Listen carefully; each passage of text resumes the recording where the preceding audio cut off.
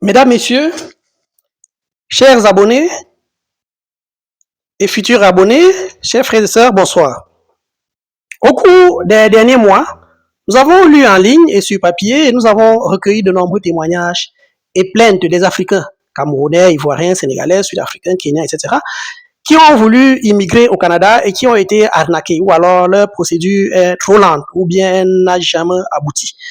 Alors, pour remercier tous ceux qui se sont abonnés à notre page, à notre chaîne et pour tous les futurs abonnés qui nous font confiance et qui nous soutiennent au fil des jours, je me permets d'ouvrir, nous nous permettons d'ouvrir pour vous tout un dossier sur Immigration Canada. Il sera complet, il sera total. Il se déroulera sur plusieurs épisodes et répondra de façon précise, de façon administrative à toutes vos questions, à toutes vos inquiétudes sur le visa touriste, le visa étudiant, résident permanent, travailleur qualifié, des visas pour famille, pour grands-parents, etc., etc. Pour tous ceux qui nous suivent, nous vous prions peut-être d'enregistrer ces vidéos ou tout au moins de les partager afin de sensibiliser le maximum d'Africains qui soient sur le continent ou qui soient en Europe, en Occident, dans n'importe quel pays en Europe ou en Amérique, etc., en Chine. S'il vous plaît, partagez au maximum afin de sensibiliser. Ce sera une série de 4, 5, 6 ou 7 vidéos, j'en sais très rien, mais notre but est de vous donner de faire vraiment le tout complet de tout ce qui vous dérange souvent dans vos procédures d'immigration, de vous apporter toutes les réponses, toutes les solutions, les meilleures possibles, des solutions administratives. C'est pas du bavardage sur Internet, c'est vraiment quelque chose de sérieux qui vous aidera. Le but ultime de cette série d'exposés est de faciliter vos démarches d'immigration vers le Canada. Pour l'instant, oui, c'est clair, Immigration Canada a ralenti. Les demandes de visa sont un peu gelées, il n'y a pas trop de visas accordés aux Africains, mais sachez que c'est cyclique. L'immigration canadienne est très cyclique. Ça monte, ça descend, ça monte, ça descend. Donc, il y a des périodes où on va laisser entrer beaucoup de personnes, des périodes où on va restreindre en fonction des besoins du pays. Vous comprendrez tout au long de cette série de vidéos. Nous voulons également vous éviter de vous faire arnaquer par des agents d'immigration fictifs ou peu expérimentés. Nous voulons vous donner un corpus de renseignements vous permettant de tout comprendre sur l'immigration canadienne, de faire vos procédures par vous-même ou alors de les confier uniquement à ceux qui sont qualifiés. Enfin, nous voulons vous permettre de comprendre c'est quoi l'immigration canadienne, pourquoi les Canadiens acceptent d'accueillir des gens. Vous comprendrez que cette immigration est très différente de l'immigration française, italienne, belge, etc. C'est vraiment deux choses différentes. À la fin de cette série de vidéos, nous ne souhaitons plus voir des titres tels que ceux-ci, venant de Côte d'Ivoire, du Cameroun, du Sénégal, d'Algérie, etc. Voici comment des réseaux criminels ont orchestré la venue d'étudiants africains au Canada. Diplômes falsifiés, lettres d'acceptation contrefaites, preuves bancaires truquées, promesses mensongères de bourses d'études, tout y passe. En tout cas, ce sont des réseaux criminels d'immigration qui opèrent ces dernières années au Canada. Les stratagèmes de ces arnaqueurs font certes des victimes, mais ils profitent aussi un peu aux demandeurs d'asile. Un phénomène qui m'a interpellée et j'ai trouvé nécessaire de partager ce phénomène-là avec les membres de ma communauté. Le phénomène en question, c'est la vente du rêve canadien, l'arnaque au niveau des visas canadiens. Pour tous ceux qui suivent mes vidéos, il y a une chose que j'aimerais rappeler. Voilà. Vous avez là une petite idée des choses qui se passent et que des collègues avant moi ont dénoncé. Mais je vais vous donner des éléments pour vous protéger. Je ne vais pas juste bavarder comme les autres. Alors, je vais laisser ces vidéos sur mon site YouTube, aussi longtemps que YouTube le permettra. Et comprenez chaque vidéo, partagez là, s'il vous plaît. Écoutez au maximum. Partagez-la à nos frères sur le continent dans la diaspora, ainsi qu'à tous les non-africains intéressés par le Canada, afin de lutter contre les arnaques, les escroqueries, les tromperies de toute nature dans des procédures de visa canadiens qui brisent des rêves et qui ruinent parfois nos compatriotes. Ce n'est pas un YouTuber ordinaire qui vient ici bavarder. C'est un de vos frères spécialistes des questions migratoires, aussi bien en théorie qu'en pratique. Vous pouvez lui faire confiance car il a pendant longtemps exercé dans le domaine. Nous commençons donc cette série de vidéos par la première, la vidéo numéro 1 ou encore vidéo introductive sur notre site YouTube intitulé Géopolitique, économie et faits sociaux. Mais le site va changer de nom dès ce soir, donc demain matin, pour nous retrouver et pour continuer à regarder cette série de vidéos sur l'immigration Canada, sur l'immigration canadienne. Tapez s'il vous plaît Afrique debout, économie et géopolitique mondiale. Donc à partir de demain, nous allons continuer la vidéo 2 sur Afrique debout, économie et géopolitique mondiale. Ceci dit, tout au long des 5 semaines que durera le mondial américain de foot, revenez toujours à la mi-temps d'un match ou entre deux matchs pour puiser dans notre site YouTube des informations utiles pour vous qui êtes en diaspora ou en Afrique et qui nourrissez le rêve canadien. Alors aujourd'hui, nous lançons la vidéo introductive sur l'immigration canadienne. Chaque jour ou chaque 2 jours, je ne sais pas très bien, ça dépend de votre permissibilité, vous recevrez les vidéos suivantes. Mais abonnez-vous quand vous regardez, s'il vous plaît, afin d'encourager la production. Nous avons déjà plus de 5000 personnes qui ont visionné nos vidéos, mais seulement quelques dizaines d'entre ces personnes, d'entre elles, se sont abonnées. Nous vous prions de faire un petit effort, si vous voulez, pour nous permettre de vous servir davantage. Chers frères, encouragez cette chaîne à demeurer le plus longtemps en ligne pour vous servir, s'il vous plaît. Elle vous apportera toujours des informations utiles pour vous personnellement ou pour aider un proche, que vous soyez sur le continent, en Afrique, en Europe, en Amérique, en Asie ou en Océanie. Bien vouloir donc vous abonner pour encourager la chaîne, s'il vous plaît. À la fin de cette série, que je vous prie de partager au maximum, il n'y aura plus un Africain, plus aucun Africain ne se laissera dépouiller son argent par des personnes qui se réclament agents d'immigration Canada, agents d'immigration américaine, etc. Et le maximum d'Africains comprendront finalement les rouages de l'immigration canadienne, une fois pour toutes. Alors, vidéo 1, c'est la vidéo introductive. Vidéo 1, différence entre immigration canadienne et immigration vers l'Europe. Retenez, chers frères et sœurs, que l'immigration canadienne est une immigration de nécessité et d'opportunité. Le Canada n'a commencé à faire entrer des migrants sur son sol que vers les migrants africains notamment, les autres bien avant, mais africains notamment, que vers les années 2010. Oui, avant, il y avait 1 ou 2 Africains qui entraient de temps en temps, oui, ça c'est clair. 3 ou 4, mais jamais de façon massive avant 2010. Je vais vous expliquer pourquoi. Pourquoi avant 2010, le pays était encore relativement fermé aux Africains, bien que ouvrant grandement ses portes aux Asiatiques et aux Européens. Alors, avant 2010, le Canada, avant 2010, offrait aux Africains des visas au compte-gouttes. D'après Statistique Canada, l'Afrique représentait environ 15% du total des résidents permanents admis dans les années 2000, soit entre 35 000 et 40 000 visas de résidence permanente délivrés par an sur cette période-là, pour tous les 54 pays et îles du continent. Alors, quand nous avons calculé, ça donnait une moyenne de 700 visas de résidents permanents pour chaque pays africain et par an. Ou encore, si vous voulez, le Canada n'octroyait qu'une cinquantaine, donc cinquantaine de visas de résidents permanents aux Africains chaque année, par pays, jusqu'aux années 2010. Et encore que 60% de ces visas étaient soit diplomatiques, soit estudiantins. Quelles étaient donc les causes de cette faiblesse?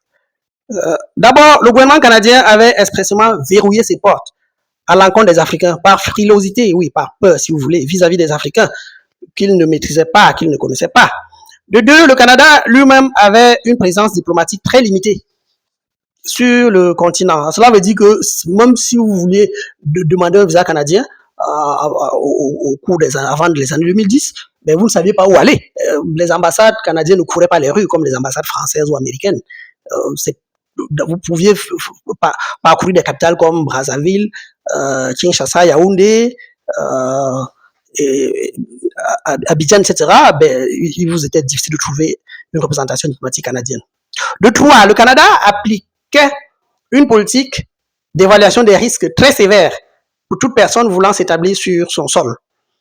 Le 4, enfin, le Canada avait une politique d'immigration qui ciblait traditionnellement d'autres bassins géographiques, soit par réciprocité diplomatique, soit pour des besoins de main-d'œuvre qualifiée. Alors, et cinquièmement, comme je vous l'ai dit, les ambassades canadiennes étaient vraiment rares parce que l'Afrique n'était pas la priorité de ce pays-là dans les années 2010 et avant.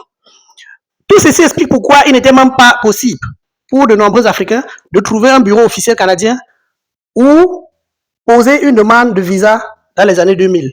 Il n'y avait pas du tout, ou alors très peu d'ambassades et consulats canadiens sur le continent africain à cette époque-là. Je me souviens d'un frère qui était enseignant dans un lycée camerounais de Yaoundé à l'époque. Il avait trouvé le créneau pour faire une demande de visa canadien, mais c'était en ligne. Après de nombreux mois d'attente, le gouvernement canadien lui a répondu par email et lui a demandé une série de documents à envoyer par la poste. Plus tard, après avoir reçu et analysé les documents, les Canadiens lui ont demandé de se présenter à leur ambassade où est-ce qu'on lui a demandé de se présenter, chers frères et sœurs, en Afrique du Sud. Oui, retenez que jusqu'en 2010, l'Afrique ne représentait véritablement pas d'intérêt pour le Canada. À telle enseigne qu'on retrouvait des ambassades canadiennes dans seulement 8 pays sur 54, à savoir Égypte, Nigeria, Sénégal, Côte d'Ivoire, Kenya, Cameroun, Éthiopie et Afrique du Sud. Ce sont ces pays qui constituaient en fait les grands pôles diplomatiques. C'était des grands pôles diplomatiques africains, dont le Canada misait à l'époque sur les grands pôles diplomatiques africains pour se faire représenter sur le continent. Et de plus, très peu de ces ambassades recevaient ou traitaient des demandes de visa non diplomatiques. Après 2010 maintenant, qu'est-ce qui va se passer? La situation va radicalement changer à partir des années 2010. Le Canada va progressivement et grandement ouvrir ses portes, pas seulement aux Africains, mais à tous les Noirs du monde entier. Voici pourquoi. D'abord, le Canada a ouvert grandement ses portes aux Africains en 2010 pour combler d'importantes pénuries de main-d'œuvre et soutenir sa croissance démographique post-récession. Oui, le Canada venait de sortir d'une récession économique. Les économistes, ils sont là, ils comprennent bien ce que c'est, je ne vais pas expliquer. C'est ainsi que 280 700 résidences permanentes, ou alors 280 700 résidents permanents sont entrés en 2010 pour relancer l'économie après la crise financière. On parle là des Africains. On appelle cela l'immigration économique. Retenez donc bien ce terme. C'est en fait le premier critère de délivrance de visa canadien, à la fois aux Africains, mais également à tous les immigrants des autres continents. L'immigration économique. Donc, on ne vient pas au Canada pour se balader, pour vadrouiller, ou d'abord pour des raisons économiques. C'est-à-dire, vous devez être un bon travailleur. Parce que le Canada a besoin de vous pour renforcer son économie. C'est légitime. Ensuite, le Canada a grandement ouvert ses portes pour des raisons démographiques liées au vieillissement de sa population. En effet, le Canada ayant un faible taux de natalité et une accélération croissante du vieillissement de sa population à cause de ces deux facteurs, le Canada a compris qu'il faut miser sur l'ouverture du pays aux nouveaux arrivants pour régler le problème de main-d'œuvre.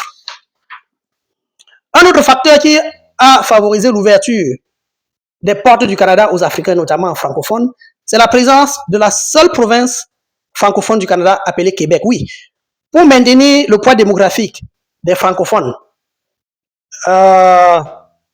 au Québec,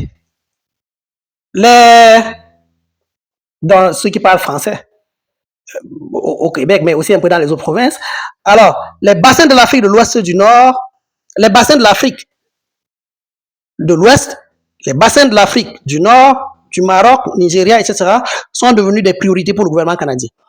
Troisièmement, le dernier facteur qui a favorisé l'entrée massive des Africains sur le sol canadien entre 2010 et aujourd'hui, c'est que le Canada a compris dès 2010 que l'Afrique constituait un vivier de talents qualifiés. C'est ainsi que les critères d'immigration favorisent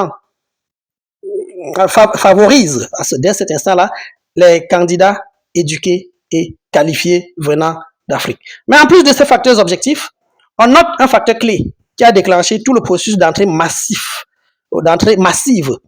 des Noirs sur le sol canadien à partir de 2010. Oui, c'est un facteur terriblement humain. c'est le tremblement de terre en Haïti en 2010. Au terme de ce tremblement de terre et de toutes les victimes, tous les morts qu'on a enregistrés, le Canada a été le pays le plus généreux qui a volé au secours des Haïtiens, population noire bien sûr. Suite au séisme du 12 janvier 2010, alors, suite au séisme, suite au séisme du 12 janvier 2010, vous pouvez voir quelques images défiler, le Canada a mis en place des mesures spéciales d'immigration pour accélérer le traitement des demandes de réunification familiale et de résidence permanente.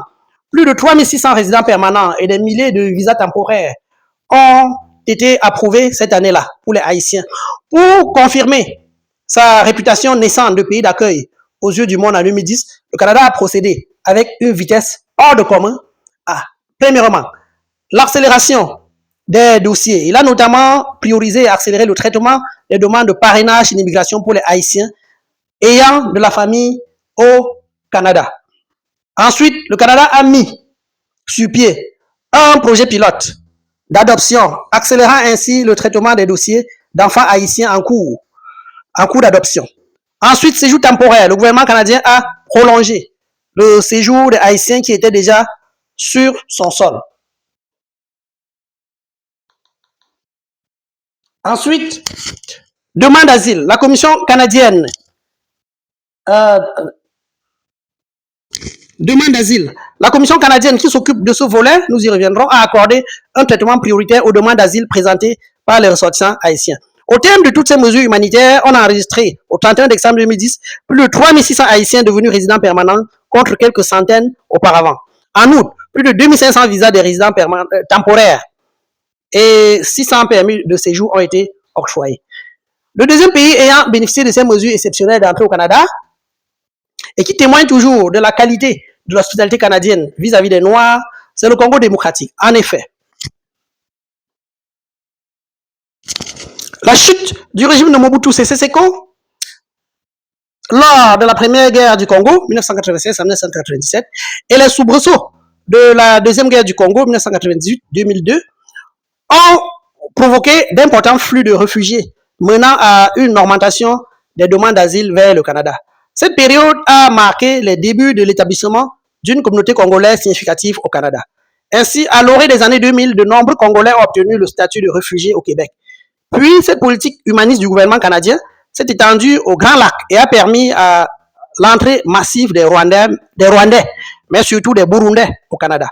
À cette époque-là, et profitant de cette politique, environ 7000 Congolais se sont établis au Canada, 2600 Burundais, 2500 Rwandais à la même période.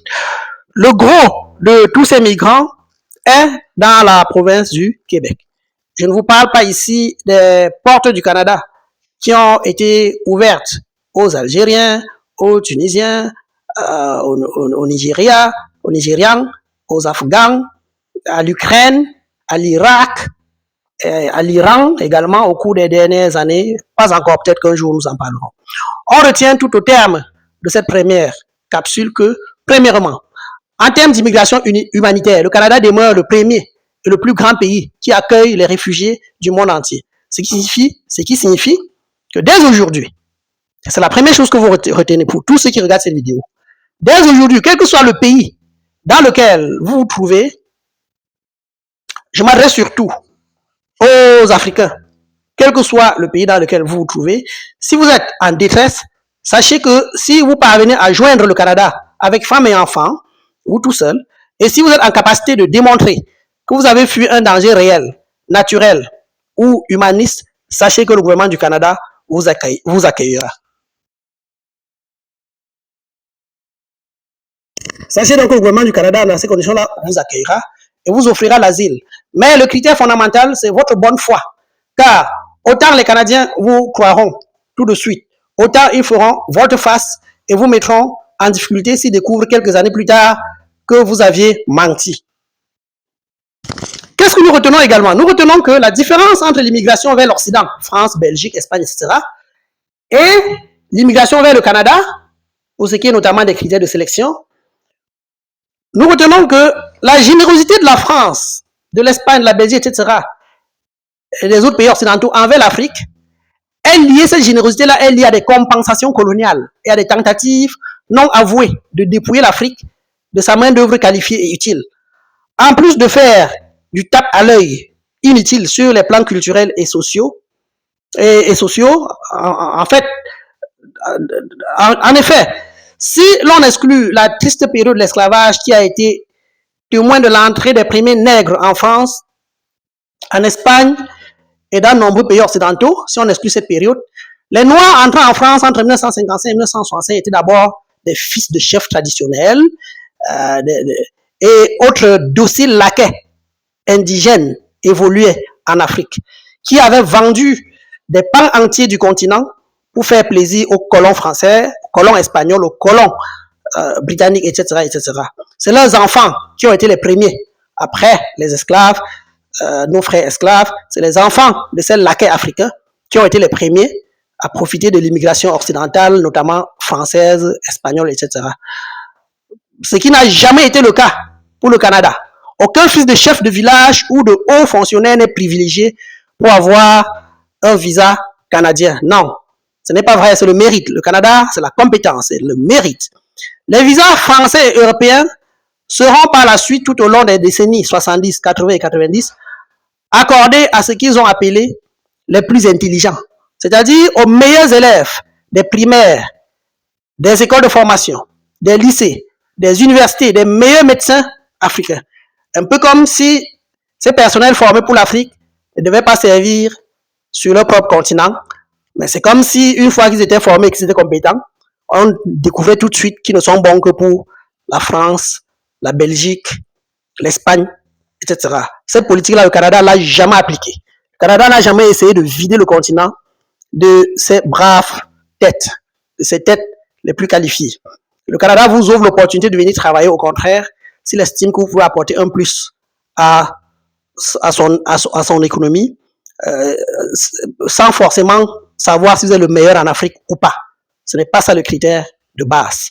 Ce qui nous le verrons d'ailleurs tout au long de cet exposé, tout au long des séries de vidéos que nous vous proposons. Donc, ce qui n'a jamais été observé dans l'octroi des visas canadiens. Quand le Canada dit « je veux 100 menuisiers », votre qualification et votre expérience professionnelle de menuisier suffisent pour vous donner votre visa de travail pour le Canada. Peu importe si vous étiez le premier de la classe en tant que menuisier ou le dernier. Il suffit que vous prouvez que vous avez un diplôme de menuisier, que vous avez déjà exercé en tant que menuisier. C'est ça qui intéresse le Canada. Les Européens, anciens et futurs colonisateurs des pays africains, ont enfin offert des visas sur une base soi-disant culturelle. Ceci n'existe pas dans les critères d'octroi des visas canadiens. Donc, si un promoteur de voyage voit en vous un bon danseur de Mbalak ou de Makossa, il vous dit qu'il va vous obtenir un visa pour aller prester au Canada, sachez qu'il vous manque. Ou alors pour aller séjourner, rester au Canada, sachez qu'il vous manque. En fait, les musiciens africains viennent bien au Canada, oui, mais un musicien africain qui vient prester au Canada est généralement invité et pris en charge par des ressortissants de son pays présents au Canada, ou alors par des admirateurs de notre pays africain différents, mais qui sont déjà sur le sol canadien, qui vont assurer son séjour. En résumé, nous retenons que premièrement, le Canada est le pays le plus généreux. Le Canada est donc le pays le plus généreux dans le monde en matière de visa de réfugiés. Si vous êtes persécuté dans votre pays ou en cas de catastrophe naturelle ou de guerre, etc., si dans votre pays vous êtes vraiment mis en difficulté par qui que ce soit ou par quelque phénomène naturel que ce soit, vous et votre famille, femmes et enfants, rapprochez-vous de la représentation canadienne la plus proche qui peut vous délivrer des visas et demander de l'aide, expliquer clairement votre situation. Il est possible que vous obteniez vraiment gain de cause. Deuxièmement, le Canada octroie des visas aux Africains en fonction de ses besoins personnels en matière de main-d'œuvre qualifiée pour valoriser ses universités en offrant des visas aux étudiants du monde entier, pas forcément les meilleurs étudiants, mais ceux qui peuvent payer leurs études sur le sol canadien. Ensuite, à des travailleurs recherchés pour combler des besoins spécifiques, notamment au Québec. Ensuite, à ceux qui ont des compétences particulières en français, notamment au Québec. À ceux qui veulent regrouper leur famille, vous êtes déjà au Canada et vous voulez faire venir votre femme, vos enfants, votre mari, votre maman, etc. Le Canada vous offre des visas sans problème. Vous aurez votre visa canadien. Le Canada offre aussi des visas aux parents et grands-parents de ceux qui sont déjà sur son sol. Si vous n'êtes pas des catégories que j'ai citées et vous voulez absolument aller au Canada, vous avez un peu d'argent, si un individu vous ment, quel que soit le titre qu'il vous brandit, qu'il soit représentant en immigration, qu'il soit agent d'immigration, qu'il soit n'importe quoi, et il vous pompe l'air qu'il va vous octroyer un visa canadien, eh bien, sachez qu'il va juste vous arnaquer, il va prendre votre argent, il va manger, il va disparaître dans la nature. Comme nous allons le voir par la suite, nous avons des vidéos de personnes qui ont déposé plein d'argent entre les mains d'un individu à Dakar, à Douala, à Bamako, etc. Et ces individus ont pris, à Abidjan, ces individus ont pris de l'argent, ils ont mangé, ils ont disparu. Donc, l'objectif de toute la série de vidéos que je vais produire, c'est d'abord pour vous éviter cela à jamais. Au thème de mes vidéos, je ne veux plus jamais. Je souhaite ne plus entendre un Africain qui a été arnaqué. Au thème de mes vidéos, je ne veux plus entendre non plus un Africain qui dit qu'il ne sait pas comment il va aller au Canada et il est obligé de passer par des individus qui vont l'escroquer. Au thème de mes vidéos, je souhaite aussi que les Africains sachent pourquoi ils vont au Canada. Il ne suffit pas juste de se lever pour y aller. Il faut vraiment savoir pourquoi il va et comment en tirer le maximum de gains possible. Au thème de cette série de vidéos, je veux que plus jamais un Africain ne parle du Canada sans savoir de quoi il est question. Au thème de cette vidéo, je veux apporter à mes frères qui sont sur le continent, à ceux qui sont éparpillés dans le monde entier, toutes les connaissances nécessaires pour venir au Canada, pour le quitter, pour faire venir la famille, pour y travailler, etc., etc. Ben, si vous avez aimé, je vous prie de vous abonner massivement pour qu'on fasse évoluer notre communauté, parce que cette chaîne, c'est vraiment une chaîne qui est là pour vous servir, elle n'est pas là pour bavarder, elle est là pour vous apporter des informations utiles. Je vous remercie. Likez, partagez, abonnez-vous et à la deuxième. La vidéo 2, elle arrive dans quelques heures. Merci infiniment.